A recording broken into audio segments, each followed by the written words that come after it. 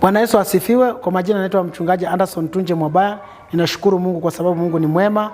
Siku ya leo nataka tuzungumzie kuhusu laana. Laana, watu wamekuwa wakilaaniana ovyo ovyo. Wengine wanasema mimi nitakulaani wewe, labda mzazi, mtoto amekukwaza hata ni jambo dogo tayari unarusha laana. Wengine hata labda hujakwazwa lakini wewe kwa sababu unataka kumweka mtu mwingine chini unasema ninakulaani. Lakini haujakwazwa kitu yoyote, haujafanywa kitu kibaya. Nataka tuangalie Biblia inaongelea nini kuhusu laana. Laana wakati inapotamkwa, laana hupiga mtu. Laana inapiga mtu. Inaweza kukupiga. Maanake laana inapokuwa na haki juu yako, neno lile lililotamkwa linaanza kukuwinda na kukuumiza. Lakini je, laana inashika tu mtu ovyo ovyo? Hapana. Laana ishiki mtu ovyo ovyo. Laana inashika mtu ikiwa na haki. Umepiga mzazi wako na ina haki itakupata. Lakini kama ni mambo mengine, hata kuna wazazi huchokoza watoto wao. Unapata mzazi anafanya kitu, anajua kwamba wewe ni mtu mzima, utakwazika, lakini kwa sababu yeye ni mzazi, anachukua ile kujigamba kwa kwamba mimi ni mzazi, atanifanya nini? Alafu unapokasirika, anaona unakasirika, anakuambia mimi nimekulaani wewe, si mtoto wangu. Laana zingine hazifanyi kazi wapendwa. Kwa maana laana lazima iwe na haki na sababu. Hebu tuangalie kwa Biblia katika Mithali 26 na mstari wa 1 kuendelea. Inasema kama theluji wakati wa joto na mvua wakati wa mavuno, kadhalika heshima haimpasi mpumbavu. Huyu Suleiman alikuwa anaambia watu, anapea watu hekima. Kitabu ya Methali iliandikwa ndio wale ambao hawana hekima ama wale ambao hawana ufahamu wa mambo wafahamike zaidi, na wale walio nayo wazidi kufahamika. Anasema kama vile theluji wakati wa joto inayeyuka tu bila sababu, inaondoka bila sababu. Anasema na hata kadhalika heshima haimpasi mpumbavu. Kwa hivyo mpumbavu heshima yake haipo.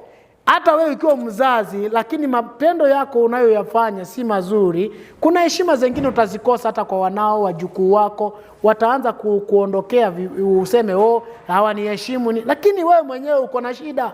Wewe mwenyewe unaonyesha upumbavu juu yao. Na inasema chini, kama mshomoro katika kutangatanga kwake na kama mbayumbayu katika kuruka kwake, kadhalika laana isiyo na sababu haimpigi mtu.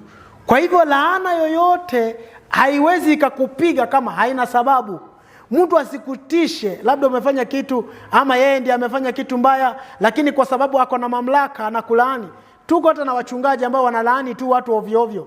Eti mimi wewe kama wewe ni mwaishi kanisa, ukitoka kwa hii kanisa hautafanikiwa kabisa. Ninakamata baraka zako. My friend, Mungu si mpumbavu. Mungu si kwamba hajielewi. Mungu anatuangalia na Mungu anaangalia haki. Kwa hivyo kama haina haki, laana hiyo haiwezi kukupiga. Kama haina haki. Kwa maana watu wengine wanatumia hizo maneno ndio kukugandamiza, akutawale, ndio akushikilie afanye kile anachotaka, ndio akufiche, ndio akufanye vibaya. Lakini kama haina haki ya kukulaani, hutalaanika.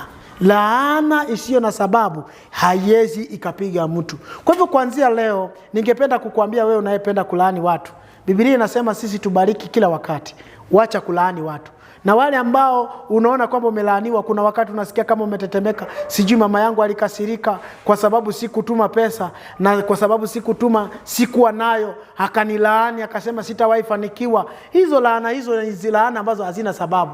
Kwa maana wewe unajua katika haki haukuwa na pesa, wewe unajua katika haki ya kwamba haukuwa na uwezo wa kumsaidia, lakini yeye amekulaani kwa sababu yeye hajui, na yeye anaona kwamba kwa sababu ni mzazi yeye ndiye anasema. Hata kuna wengine wameingia katika ndoa wakiogopa laana za wazazi wao, ya kwamba ukitoka kwa hii ndoa nitakulaani. Kwa maana mzazi labda alipatana na huyu jamaa mahali akapewa pesa ya wenyewe, labda alifanya kitu kingine. Hizo laana hizo nyingi zao hazina haki na haziwezi fanya kazi kwako. Ukiwa na swali kuhusu laana, weka hapo chini, nitakujibu.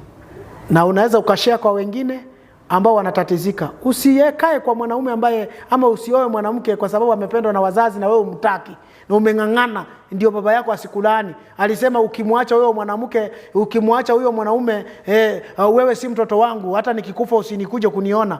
My friend, love ni wewe unaamua, si mzazi anayeamua. Kwa hivyo laana kama hizo hazina sababu. Ndio atakulaani, atasema wewe si mtoto wangu, lakini akuone unaendelea. Kwa hivyo Mungu awabariki sana na watende mema. Tutaongea. Amen.